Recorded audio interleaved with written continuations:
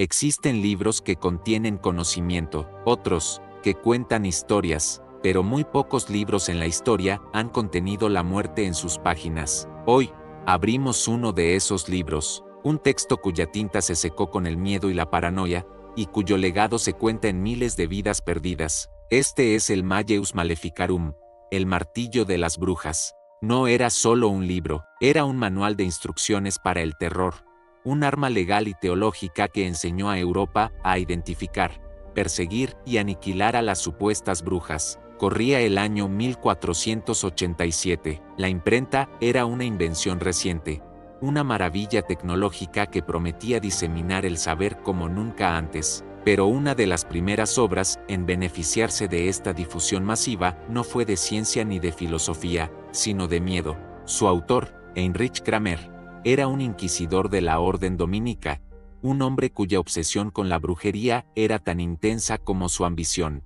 Kramer había encontrado resistencia. Los líderes locales y hasta otros clérigos cuestionaban sus métodos brutales y su celo fanático. Necesitaba una autoridad definitiva, un documento que silenciara a sus críticos y le diera carta blanca. Así que escribió el Malleus Maleficarum, y para darle un peso incuestionable, falsificó una bula papal en su introducción, haciendo creer que contaba con el respaldo directo del Papa. El Malleus Maleficarum no era un simple tratado sobre brujería, era un manual detallado, una guía paso a paso para identificar, procesar y ejecutar a las supuestas brujas. Su premisa fundamental era tan simple como aterradora: las mujeres, por su propia naturaleza, eran más susceptibles a caer en las garras del diablo. Esta misoginia no era casual ni superficial, era el corazón palpitante del libro. Página tras página, Kramer argumentaba que las mujeres eran inherentemente más débiles, más lujuriosas, más crédulas. En su retorcida lógica, esto las convertía en el blanco perfecto para las seducciones del demonio. El Malleus no solo justificaba la persecución de las mujeres, la exigía como un deber sagrado. Pero, ¿cómo identificar a una bruja? El manual ofrecía una guía detallada, un catálogo del horror disfrazado de ciencia. Se buscaban marcas en el cuerpo, supuestas huellas dejadas por el diablo en sus siervos. Estas podían ser lunares, cicatrices o cualquier irregularidad en la piel. La lógica era circular y perversa. Si se encontraba una marca, era prueba de brujería. Si no se encontraba, era porque el diablo la había ocultado. La infame prueba del agua también encontró su justificación en estas páginas. Se ataba a la acusada y se la arrojaba a un río o lago. Si flotaba, era considerada culpable, pues el agua, elemento puro, la rechazaba. Si se hundía, era inocente, pero para entonces, probablemente ya habría muerto ahogada. Era un sistema diseñado para no fallar, donde la inocencia era tan mortal como la culpa. Otra prueba propuesta por el Malleus era la incapacidad de las brujas para llorar lágrimas de arrepentimiento. Los inquisidores observaban atentamente a las acusadas, interpretando cada gesto, cada expresión. La ausencia de lágrimas era una sentencia. Su presencia, a menudo, se consideraba un truco diabólico. Pero quizás la parte más letal del Malleus Maleficarum fue su justificación de la tortura. Kramer argumentaba que la brujería era un crimen tan excepcional, tan abominable, que las reglas normales del derecho no podían aplicarse. La tortura no solo estaba permitida, era necesaria, un deber sagrado para arrancar la verdad de labios contaminados por el mal. El manual detallaba métodos de tortura con una precisión escalofriante. Desde el potro que estiraba los cuerpos hasta el punto de ruptura, hasta las pinzas al rojo vivo que arrancaban la carne. Cada grito de dolor era interpretado como una confesión, cada súplica de misericordia como una prueba de culpabilidad. Y para aquellos jueces o inquisidores que pudieran sentir dudas, el Malleus ofrecía consuelo y justificación. Les aseguraba que estaban cumpliendo la voluntad de Dios, que cada acto de crueldad era un paso hacia la salvación.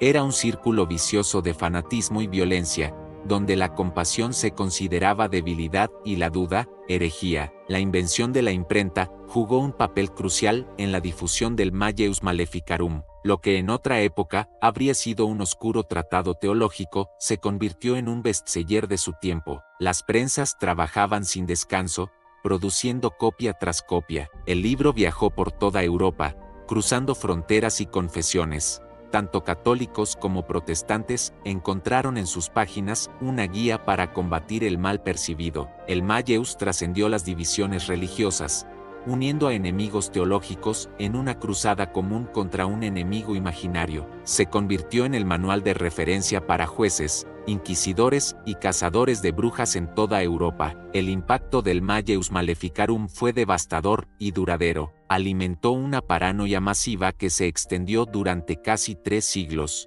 Pueblos enteros vivían bajo el manto del miedo, donde una acusación de brujería era prácticamente una sentencia de muerte. Vecinos denunciaban a vecinos, hijos a padres, esposos a esposas. Las cifras son estremecedoras. Se estima que entre 40.000 y 50.000 personas, en su mayoría mujeres, perdieron la vida como resultado directo de la histeria desatada por este libro. Pero estas cifras frías no capturan el verdadero horror.